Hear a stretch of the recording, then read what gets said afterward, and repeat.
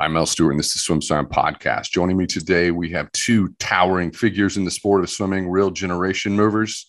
We have Nicholas Askew, Nick Askew, Howard University Director of Swimming, Diving, and Tennis. Nick's also an alum, star swimmer, part of a family dynasty at Howard. He followed his brothers there who swam, Joseph and Mark. Today, we also have Joel Shinofield, USA Swimming Managing Director of Sport Development, swimming's friendliest faces among coaches. The former executive director of the College Swimming Coaches Association of America before assuming his current role at USA Swimming.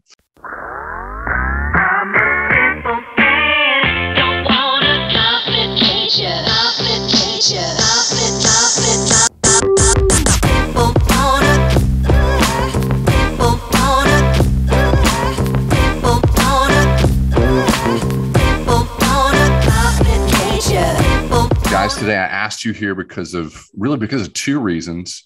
One, the elephant in the room. USA Swimming currently, with registration, and you guys can correct me if I'm wrong, but it's 1% who identify as Black, 6% who identify as mixed, and that is let's just say that doesn't reflect America as it stands right now, and we're not going to grow going forward if those percentages don't change. Two, there was a big splashy headline that dropped December 14th by USA Swimming. USA Swimming launches a $1 million grant opportunity to grow aquatic sports at historically Black colleges and universities. Joel, you're up first. Give me the 411. Help me unpack this $1 million goal and time of delivery. Sure. Well, first off, thanks for having us. My experience is probably not reflective of most in the sport. So I started swimming when I was in high school. My high school was located in the city of Minneapolis. My team was very diverse. The city conference that I competed in was very diverse.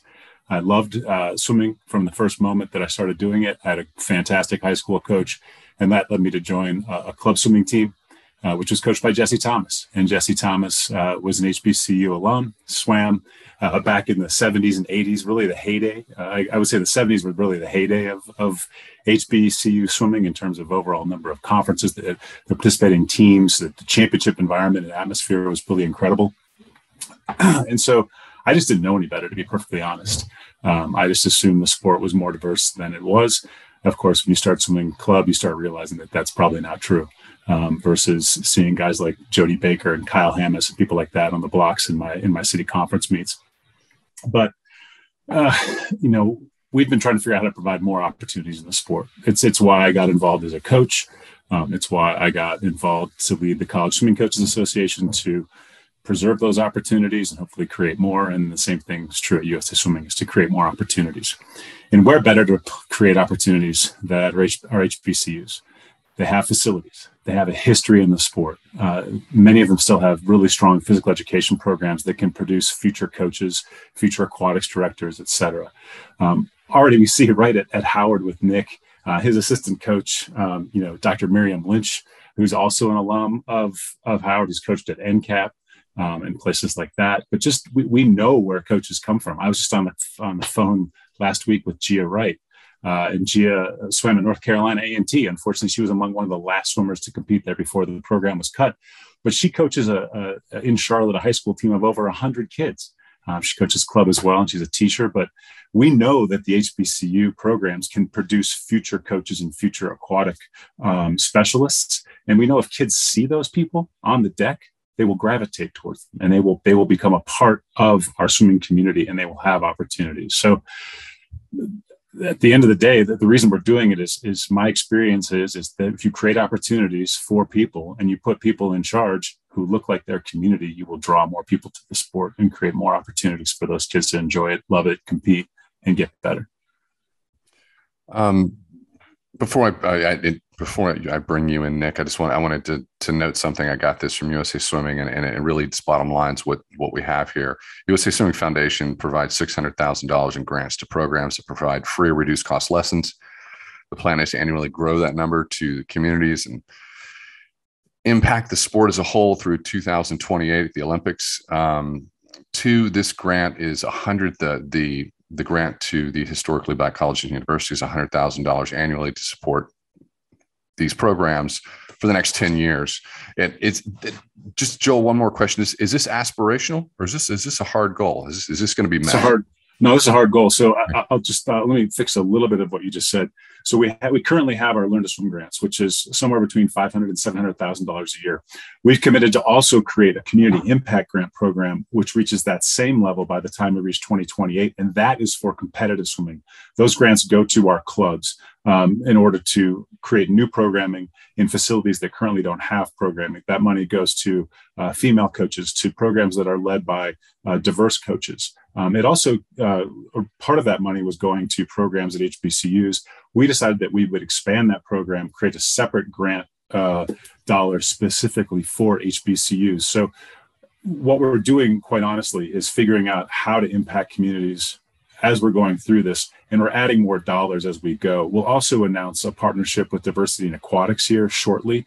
We're working through the final components of that memorandum to help support that programming as well. So overall, it's just part of an understanding that we reached in 2018 when I arrived, that we were going to drive opportunity in the sport.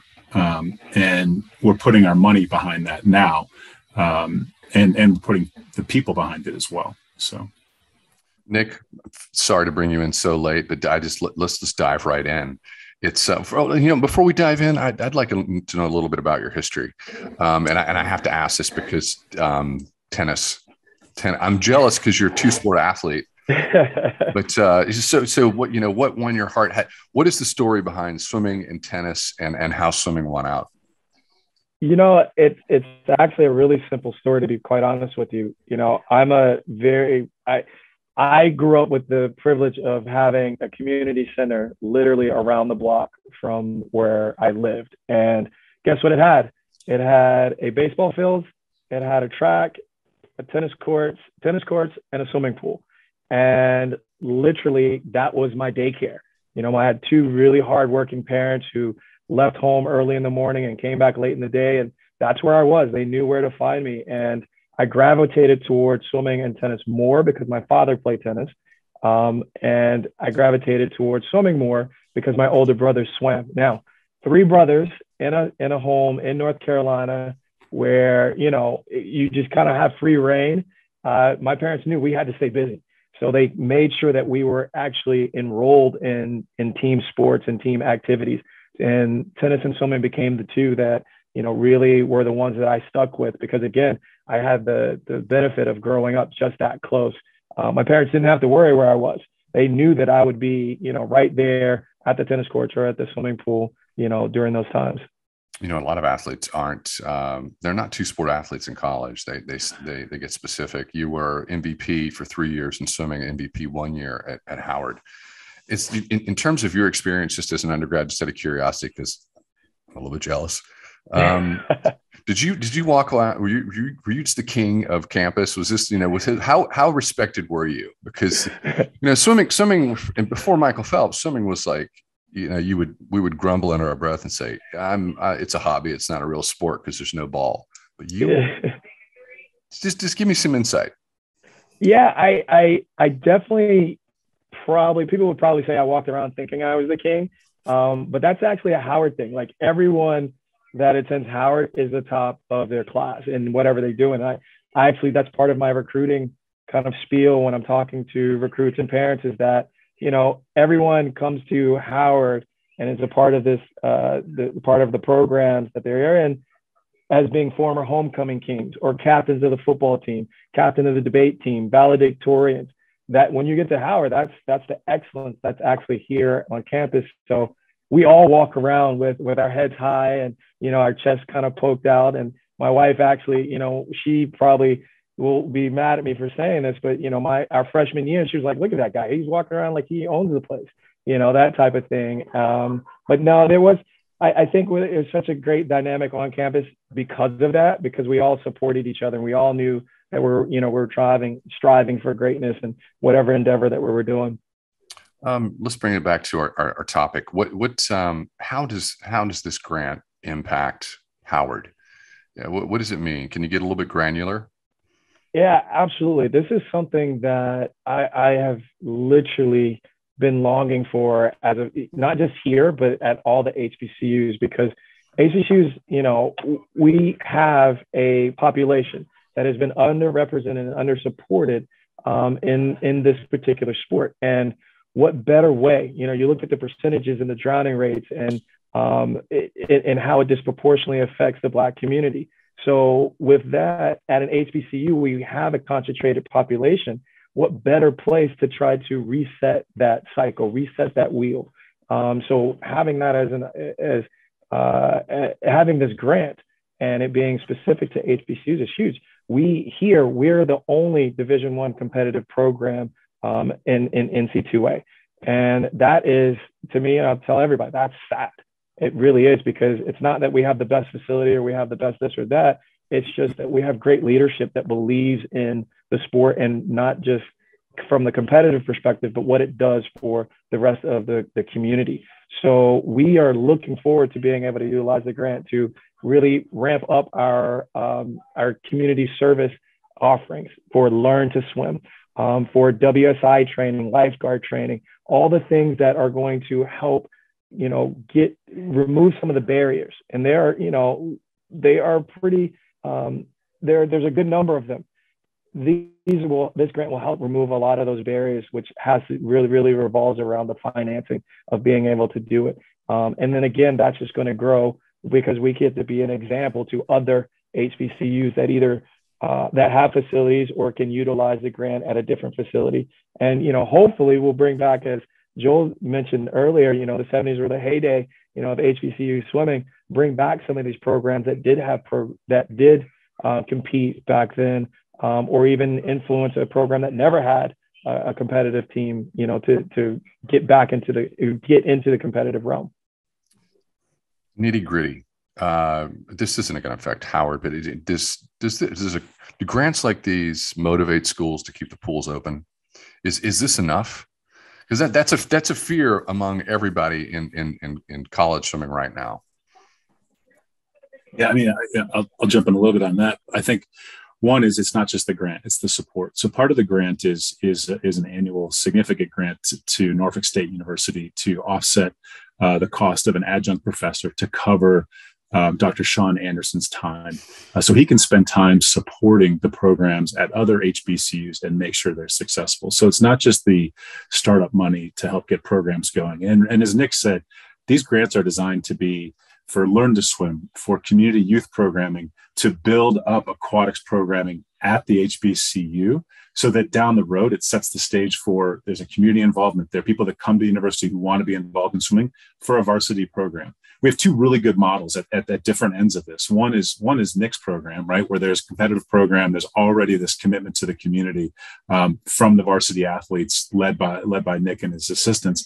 But then there's also Coppin State, right, which has a great youth program, which has a great Learn to Swim program, which also has a club team at the university right now and is moving towards a varsity program. They were one of the first recipients of the community impact grants as well, led by a diverse coach.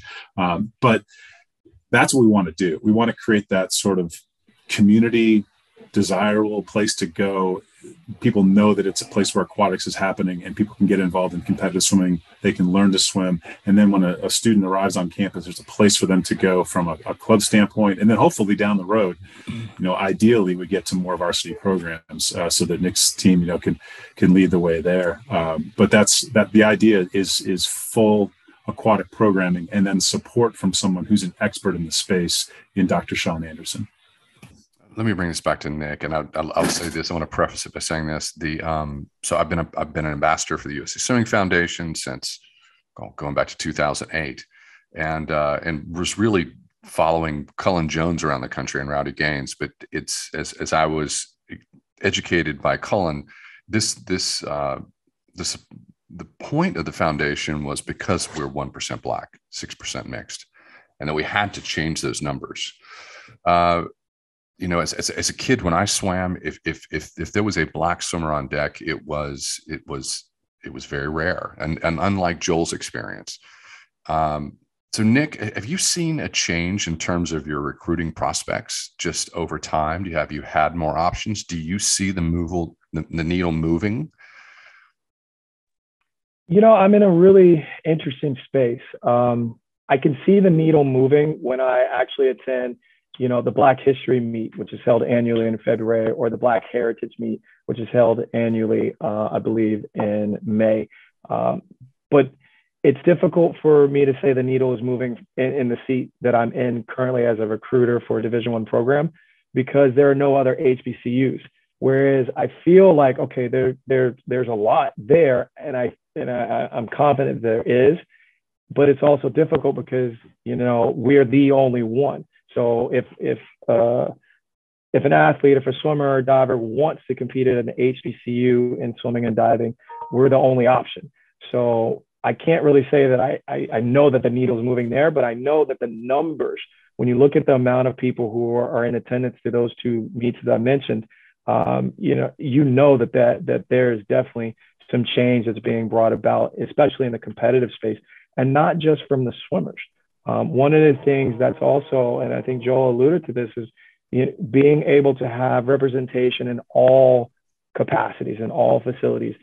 Your coaches, your officials, those make a difference. Your lifeguards, your pool operators, those definitely make a difference. And I definitely see more of that diversity at those particular two meets. And then additionally, when I go to other meets to recruit, I do see a difference. Is it enough? Is it where it needs to be? Not even close. We've got a really, really long ways to go. And I think, again, this grant is going to help give this, a shot of adrenaline to, that we'll see the fruits of the labor 5-10 years from now. Joel, you came on board in 2018 at USA Swimming, and this was a big moment in history in the aftermath of George Floyd's murder.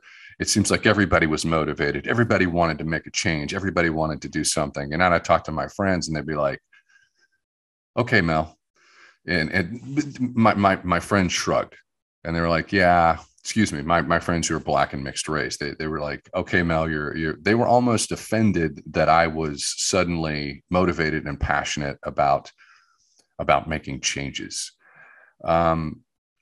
It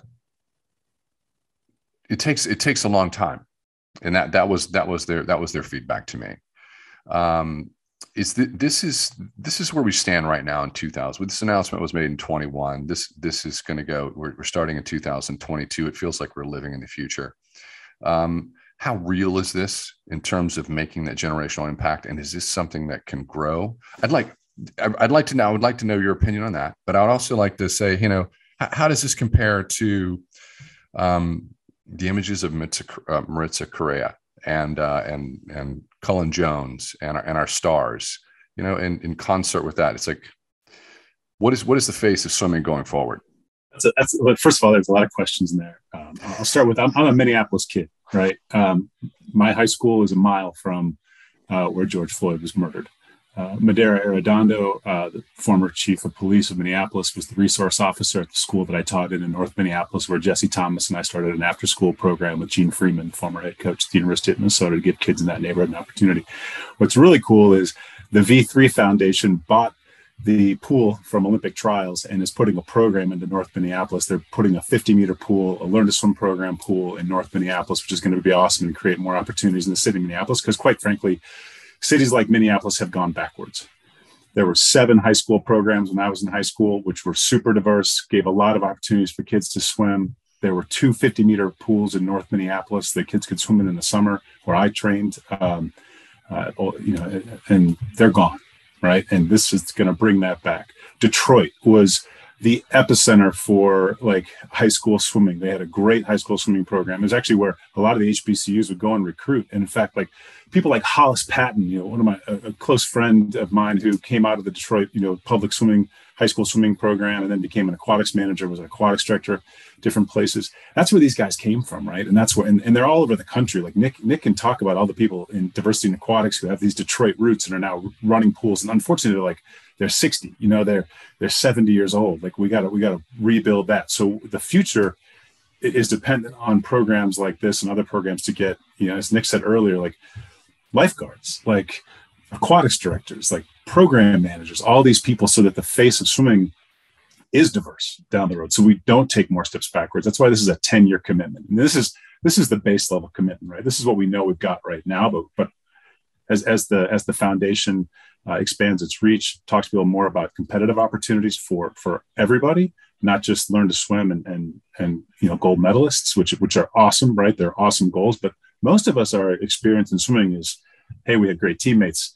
We loved it. We loved the experience. We want to replicate that experience if other people have that experience. And so these grants, the goal is long-term to change the face of swimming, but we're going to use the famous faces, right? Because listen, swimming's a volume business in terms of success, Olympic success. We don't have in the United States of America one training plan to produce Olympians. We have 2,800 clubs, right, that are active. Each one of them has a different way of coaching kids. And, Mel, you've swum for multiple coaches over your career, and you had different experiences that got you to different places in your career. So listen, we know that volume produces great talent. Look at the amazing talent we have right now in our national team that's diverse. All right. Okay. And over the last 10 years, people like Maritza. Well, hell, if we know that this is a volume business, let's give more opportunities to every community so we see more success like that, right? Like that's the whole goal.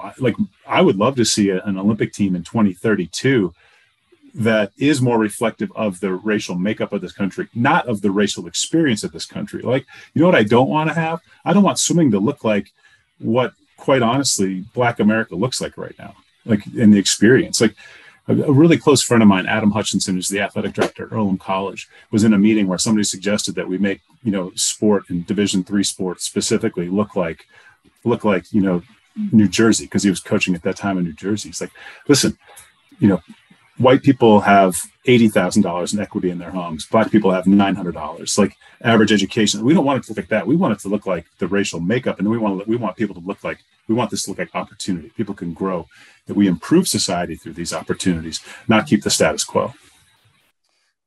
Nick, you've lived this experience from age group years all the way to now. I want to like to share an opinion with you and tell me if you think that checks out. Maybe you don't know, and I don't want to make assumptions on what you believe.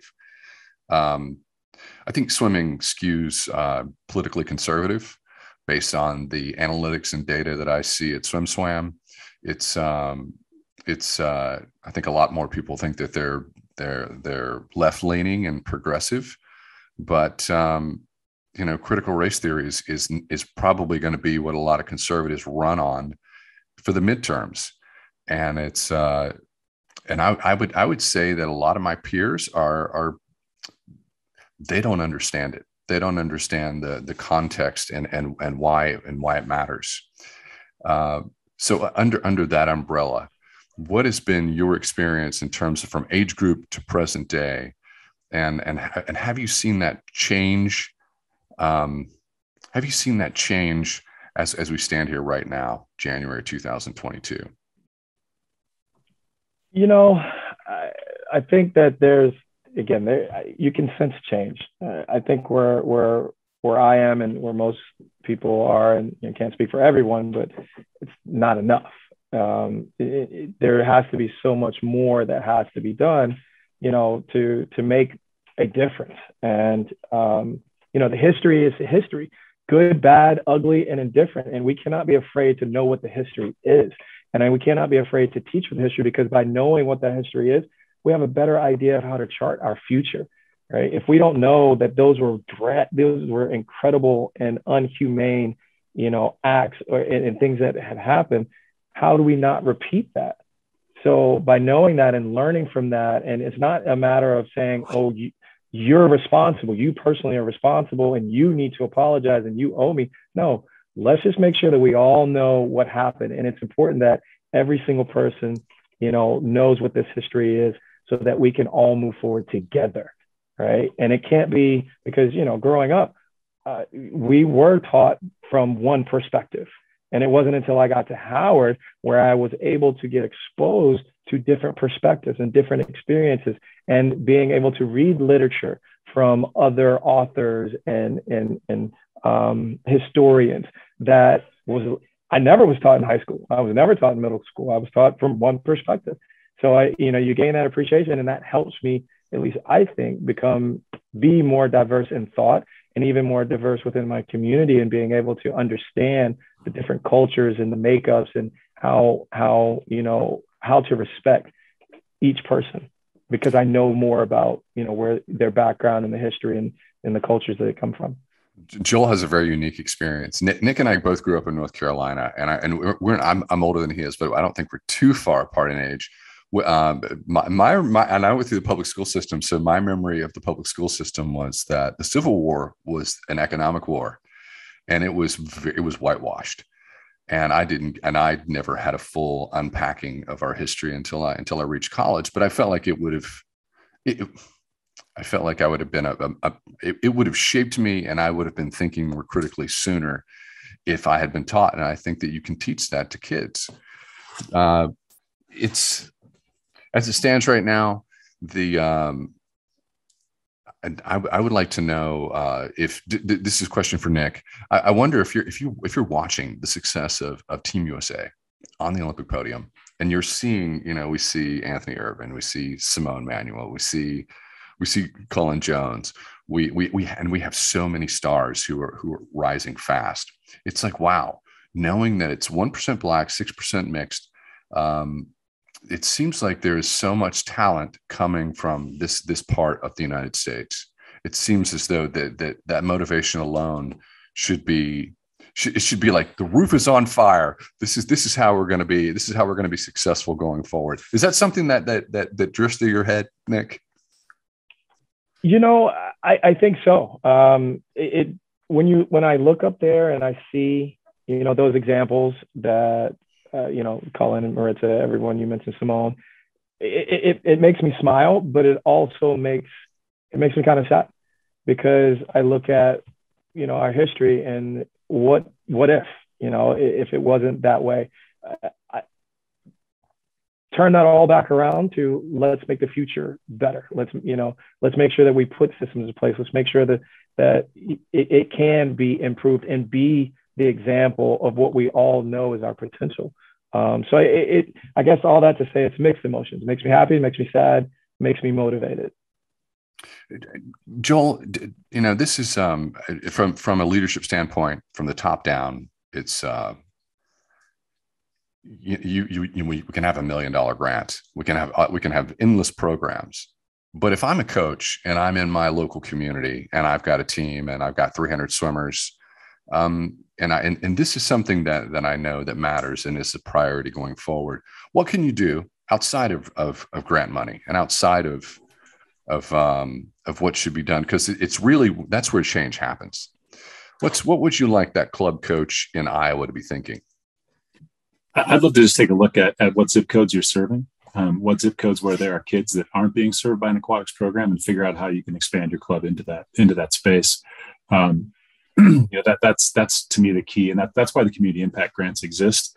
We're talking to a couple of coaches who were saying, gosh, if we had just some backing from USA Swimming and just a few dollars, we could move into this other high school that doesn't have a program, and we could offer after school programming there. We could offer lessons. We could potentially down the road offer a competitive team. But could USA Swimming help us get into that facility? Could you give us a little grant money so we could get it started? And I think that's really the key, because if you're looking at your small business, which is what all of our clubs are, and you're saying, gosh, we've basically tapped out. We've got all of these kids from, X, Y, or Z zip code. But man, we don't have everybody from, we don't have a single kid from the zip code. And it's 10 minutes from our pool, and how can we figure that out? How can we offer programming there? Is there a pool there that's not being used? Like, how could I create a satellite program, or how could I get kids to this pool? I think it's just how you expand your business. Listen, we know we're not at capacity. Some of our teams are in their facilities. They're maxed out in terms of the numbers of kids that they can have in the program.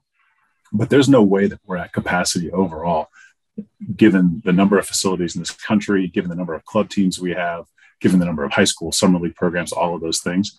We're not at capacity. We can serve more kids. But once again, as you mentioned, though, our clubs are what do it, right? You have a USA Swimming experience through one of our clubs. That's how you get there. USA Swimming doesn't go out and offer memberships to kids to swim on their own. It's through one of our clubs. It's through our coaches. Coaches drive our clubs. We want to incentivize our coaches to get involved and build out their programming, and that's why those community impact grants are available. We also know that we have to create some new programs that just don't exist, and that's what the HBCU program exists. These are facilities that often have, a really good aquatics professional associated with them. But maybe we get them to look at the facility a little bit different, to start to think about using it as a competitive program.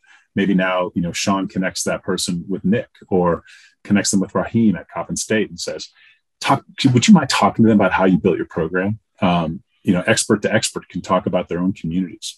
So that's the whole goal. It's going to take education. It's going to take support. We were really lucky when we announced this program. We had Maritza with us. We had Dr. Miriam Lynch from Diversity in Aquatics. We had some really stellar people. I've got Leland Brown on our team here at USA Swimming.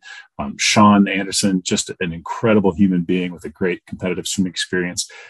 All of it together is how we're going to grow this. It's not just going to be a grant. It's not just going to be a single person who's fired up to do something. It's going to be a holistic approach to growing opportunities.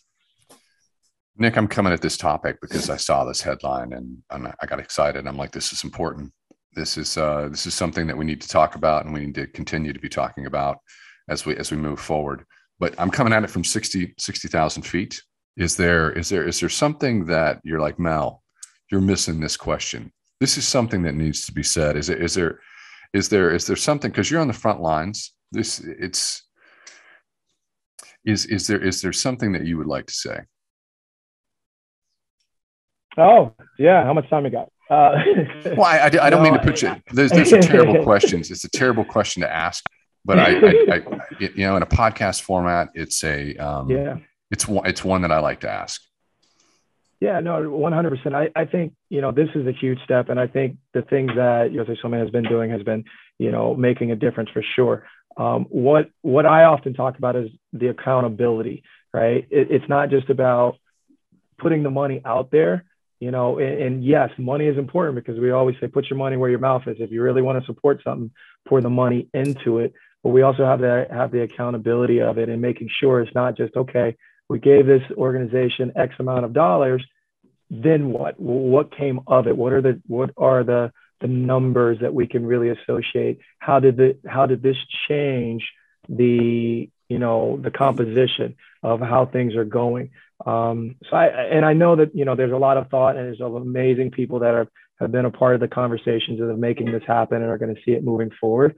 But I can tell you that's one of the things that I'm definitely going to be looking for is making sure that these monies actually make the difference, and we can see what the percentages look like. And it won't be subjective of just, okay, stepping on the deck and taking, inventory, of the diverse individuals in the environment. That will hopefully be a result, and you can see that. But we also want to be able to see, from a numbers perspective.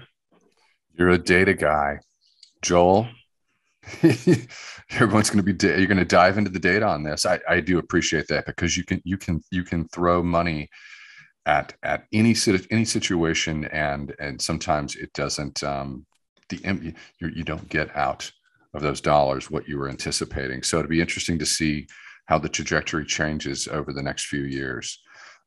Joel, guys, do you have any final thoughts before we part ways? Thanks for the opportunity. I really appreciate it. I think, one thing that these grants came out of was an experience that we had. Mike Switolski runs a program up in Buffalo.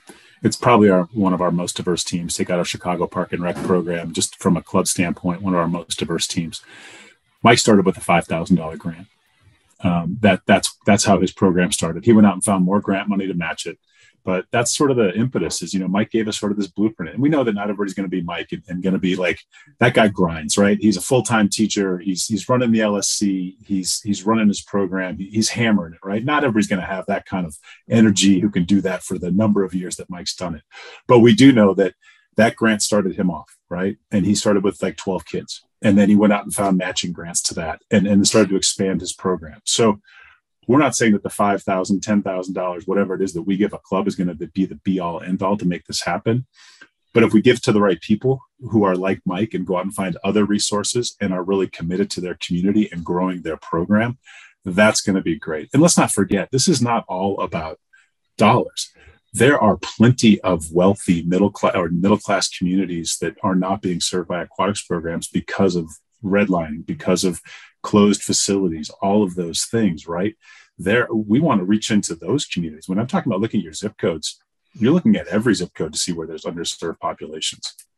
So these grants are a start. The support from the people side is going to be really important. And that's where, the partnership with DIA, people like Sean and Leland Brown on our staff, our team services group led by Brendan Hansen, and MJ Truex, like those people are all going to play a role in this. And then experts that already exist like Nick, Raheem, people like that who are out there doing it, Mike Sotolsky, like those experts are going to be super important in helping us grow opportunities. So the metrics are going to be obviously obvious to us as we go through. They're part of our key performance indicators to see that we grow that just like we've done with our community swim teams that Sean has led. We're going to keep expanding opportunities, and we're going to measure it for sure. And we're going to hold ourselves accountable by getting more people involved to support the programming, not just throw a few dollars here and a few dollars there. It's going to be people, it's going to be money, it's going to be long-term commitment. It's such a unique situation. I'm talking to you from Austin right now. Austin is, of course, major market, red line city. But I grew up in Charlotte, another city, red line, bifurcated by the highway, and a powerful club, which was 99.9% white. Everybody went to the opposite side of town and used a public facility, and for use of that public facility in that community, there was no representation. There was no representation on the team. Nick, do you have any parting thoughts? I know that you're looking into the future, but I want to give you the last word. No, I appreciate it. I really appreciate being on the podcast. I've had a great conversation with you guys. The monies for this grant, are really going to make a difference, because with the money, we're able to support the engines, and the engines are those people that are going to go and do the work. I think it's also super important that we have the exchange of information, kind of like toolkits that, depending on where you are, you're able to take out what you need for the job to be able to grow the sport and to increase the diversity within the sport. Those engines are going to be huge for you, because that path, those toolkits, and creating kind of an outline or a blueprint that allows, because we don't want people to be successful by chance. We appreciate luck and falling into good favor, but we also want to know these are the things that are going to make a difference, and here's how we do it. I look forward to seeing the future. It will be a little tough, as I've probably mentioned in other conversations, about having other HBCUs bring back their programs, and then I have to compete for, that particular recruit, or then we have to compete against. But it's going to be a beautiful, situation to have, because, we all want to have the HBCUs in that population continue to grow in the sport in every particular dynamic, whether it be learning to swim, to decrease the drowning rates in the community, or even at a competitive level where we see more, NCAA qualifiers, Olympic qualifiers, and Olympic medalists.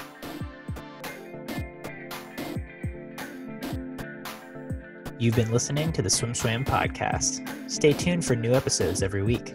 You can take SwimSwam podcast on the go by subscribing on your favorite podcast platform. Look for links in the description below, and be sure to subscribe to our YouTube channel for more videos as well.